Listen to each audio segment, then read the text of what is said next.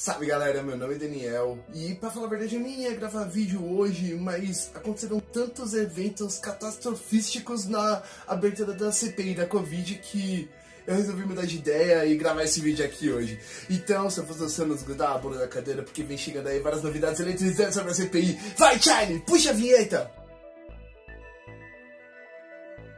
Bom, antes de começar a falar realmente do que houve na CPI, eu queria falar um pouquinho sobre o posicionamento em que a imprensa vem colocando os senadores que estão escalados para fazer a CPI. Segundo a imprensa, existem 4 senadores governistas, 5 governadores independentes e 2 de oposição. Os senadores governistas são o Ciro Nogueira do PP, o Eduardo Girão do Podemos, o Marco Rogério do DEM e o Jorginho Melo do PL. Entretanto, nós temos 4 senadores de oposição, mas na eleição para a presidência do Senado, aconteceu um negócio muito bizarro. Estavam disputando o Omar Aziz do PSD e o Eduardo Girão do Podemos, que faz parte da bancada governista. Só que assim, num cenário de 11 votos, onde você tem 4 senadores de apoio do Bolsonaro, você esperava que o resultado fosse 7-4, pelo menos, né?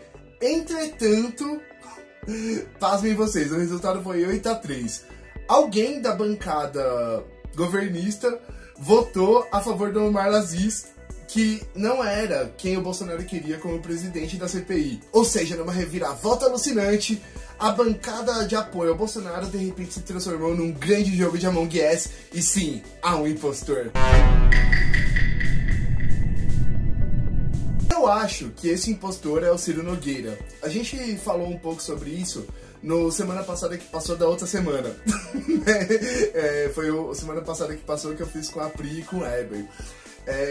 Dá uma olhada lá que eu explico por que eu acho que é o Ciro Nogueira, né? Porque eu acho que na verdade o PP tá começando a se descolar furtivamente da bancada de apoio do Bolsonaro, o que é uma péssima notícia pro presidente, porque o PP tem composto a principal base dentro do Centrão. Agora a gente fala que existem 5 senadores independentes dentro da CPI, mas pra falar a verdade, isso não é real. Vamos lá, eu vou explicar pra vocês porque eu acho que não sejam de fato independentes. A verdade é que o posicionamento da maioria deles é bastante claro.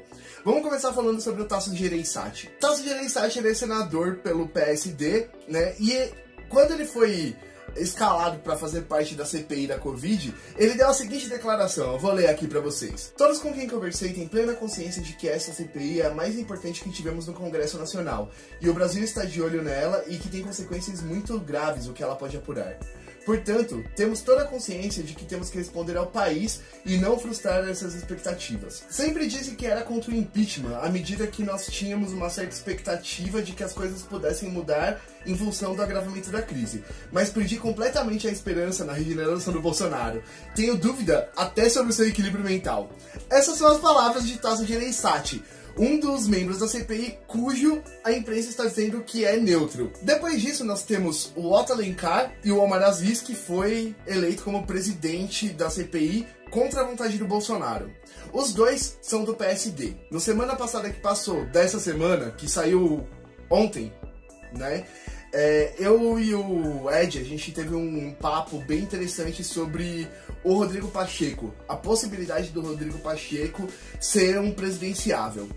Na verdade, o Kassab, que é o presidente do PSD, que já foi prefeito aqui de São Paulo, já tentou ser governador, né, uma das principais cabeças do PSD, tem ventilado bastante essa situação. Foi com o Rodrigo Pacheco no encontro com empresários. Ele tá fazendo todas as conexões, todos os links para tornar viável que o Pacheco seja um nome da terceira via. Ou seja, tanto o Otto Alencar quanto o Omar Aziz, na verdade, eles podem até parecer neutros, só que a candidatura do Bolsonaro inviabiliza qualquer candidato de centro. A gente também já falou sobre isso. Eu não lembro em qual dos dois foi, mas a gente conversou sobre essa opinião que eu tenho, né? É uma opinião e uma constatação, né? Sobre que, na verdade, ter Lula e Bolsonaro impede que qualquer outro candidato floresça nessa eleição. Então, até que ponto o PSD é realmente neutro? Vocês entenderam? E por último, a gente tem o Eduardo Braga e o Renan Calheiros do MDB. O Eduardo Braga, ele se manifestou muito pouco, né? Ele não deu muitas declarações públicas sobre o posicionamento dele em relação à CPI e tal, né? Mas o Renan Calheiros, é evidente que ele tá num campo de oposição ao Bolsonaro. Ele lutou pela relatoria, ele já declarou recentemente que tá do lado do Lula em 2022.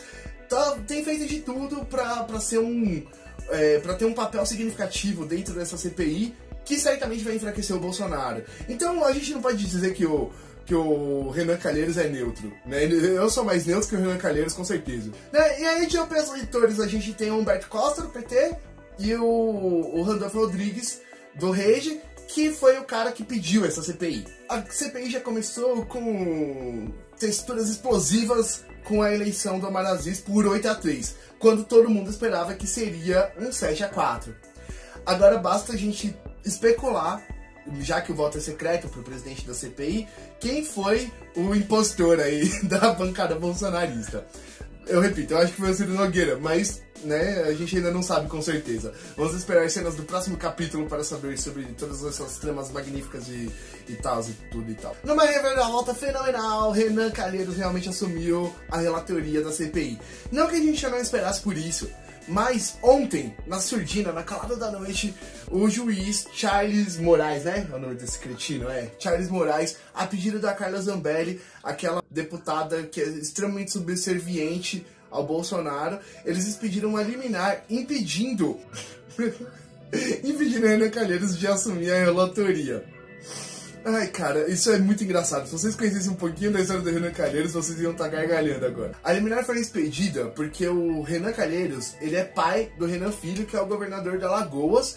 E se houverem muitos desenrolamentos nessa CPI, pode ser que a CPI chegue a investigar alguns governadores. Provavelmente o governador o Wilson Lima, do Amazonas, vai ser um deles, mas a coisa chegar até Alagoas é muito improvável. Mas estavam dizendo que o Renan Calheiros ele era suspeito. Na liminar desse juiz, do Charles Moraes, ele disse que o Renan Calheiros não poderia participar de eleição para relator. Meu, é muito absurdo, porque você não elege o relator. O relator é escolhido pelo presidente da CPI, sacou? Então, tá tudo errado, né? Só que ontem mesmo, depois disso ter sido expedido, o próprio Rodrigo Pacheco se posicionou dizendo que essa liminar ia ser ignorada porque ela é contra o regulamento interno da casa. Essa história é engraçada porque já houve uma situação em que o Renan Calheiros, ele recebeu uma intimação do STF, né, pedindo para ele sair do Senado e tal. O Pablo explicou essa história direitinho hoje, eu vou deixar o link do vídeo dele aqui hoje, né, vocês assistem lá, mas tipo, o Supremo já tentou impedir o Renan de ser senador, tentou caçar o mandato dele e não conseguiu. Aí vem juizinho de primeira instância, tá ligado? Ah, mano, por favor, né, você tá falando com o Renan Calheiros, amigo. Não pode participar da eleição para o relator. Babaca. Puta que pariu, como é que um cara desse vira juiz, mano? É por isso que o judiciário tá essa bosta que tá ligado? Deve ser, esses concursos pra juiz deve ser tudo comprado, gente. Só pode ser, porque cada vez que a gente vê esses juízes bolsonaristas, a gente vira e fala, como é que um cara desse... o quê?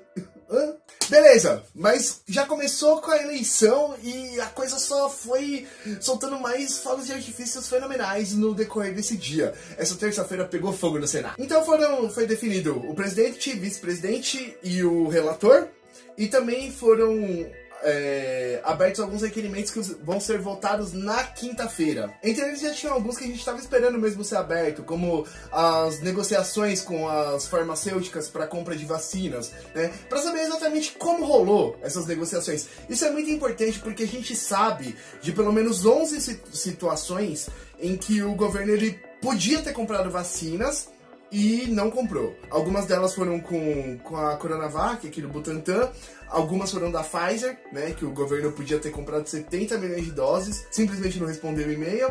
E teve da COVAX Facility, né, e teve da COVAX Facility que o governo também simplesmente não respondeu. Mas isso é o que chegou na gente através da imprensa. A gente não sabe que outras negociações o governo simplesmente negligenciou. Outro requerimento que vai ser votado na quinta vai ser o envio de verbas federais que foram destinados à pandemia para saber como o governo gastou essa grana.